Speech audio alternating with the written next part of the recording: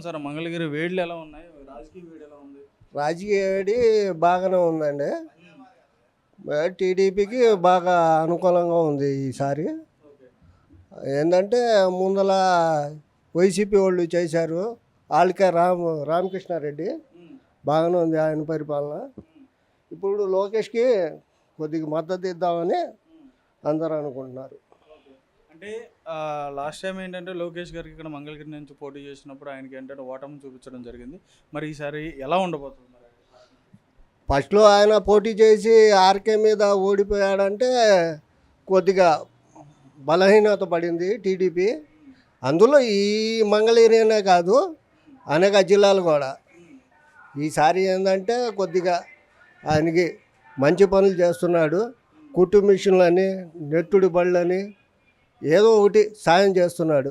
అది అధికారంలో లేకపోయినా సాయం చేస్తున్నాడు.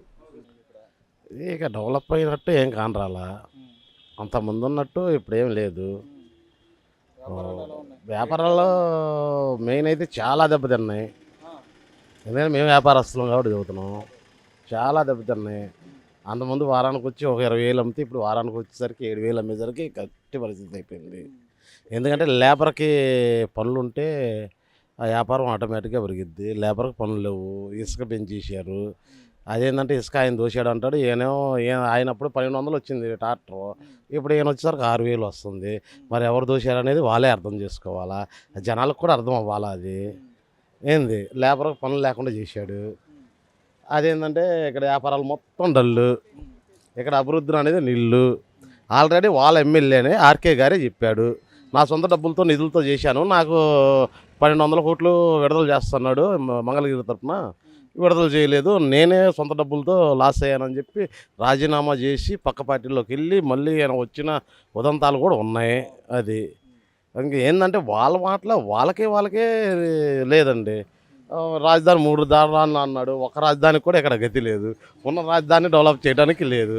ఇదే డెవలప్ చేసినట్టయితే ఇక్కడ చాలామంది చాలా వేరే రాష్ట్రాలకు వెళ్ళి, ఇప్పుడు మా తమ్ముడు మా మరదలు వీళ్ళు ఉన్నారు, వెళ్ళి హైదరాబాద్లో బతుకుతున్నారు.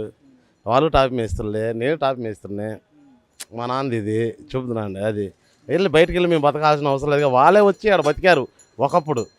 ఇప్పుడు వెళ్ళి మేము ఆడ బతకాల్సి వస్తుంది, అందుకే తప్ప నుంచి చేయడం లేదు. అది అంటే ఇప్పుడు ప్రజలు ఏమైనా ఈ 2024 ఎలక్షన్లో ఏమైనా మార్పు కోరుకుంటున్నారు? మార్పు కోరుకుంటున్నారు, చాలా కోరుకుంటున్నారు.